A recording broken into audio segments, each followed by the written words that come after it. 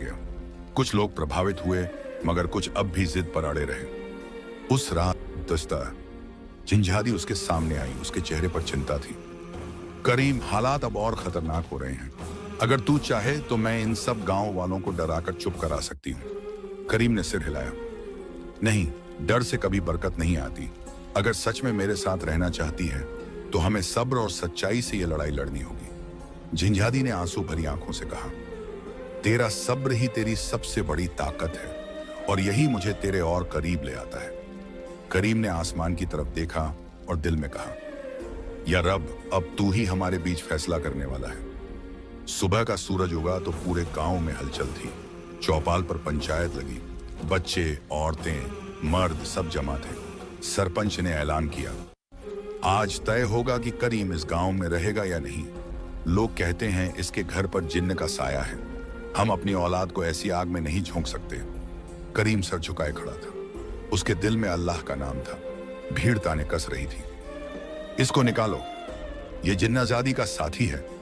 करीम ने गहरी सांस ली और कहा, अगर मेरा कसूर यह है कि मैंने अल्लाह से दुआ की और उसने मेरी मदद की, तो हाँ, मैं गुनाहगार हूं। मगर याद रखो, इंसान की मदद अगर अल्लाह चाहे तो पेड़ से भी हो सकती है, हवा से भी और जिन्न से भी। मेरे सब्र और मेरी मोहब्बत का गवाह मेरा रब है। भीड़ भड़क उठी।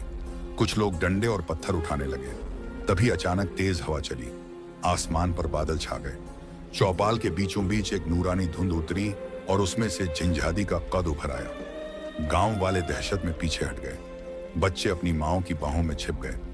जिंझादी ने ऊंची आवाज में कहा, गांव वालों, सुन लो, मैं जिन्न हूं, हाँ, मगर ये इंसान मेरा गुनाह नहीं, मेरी मोहब्बत है। उसने कभी मुझसे सोना चांदी नहीं मांगा, बस अपने बच्चों का पेट भरने की दुआ की थी। अल्लाह की कसम, इसका ईमान इतना पाक है कि मेरी सदियों की भटकन इसके सब्र के आगे हार गई। भीड़ खामोश हो गई। जिंझादी ने आगे कहा, अगर इसको गांव से निकालोगे तो समझ लो तुम अल्लाह के एक नेक बंदे को ठुकरा रहे हो। मैं वादा करती हूं, अब कभी इंसानों की आंखों के सामने नहीं आऊंगी।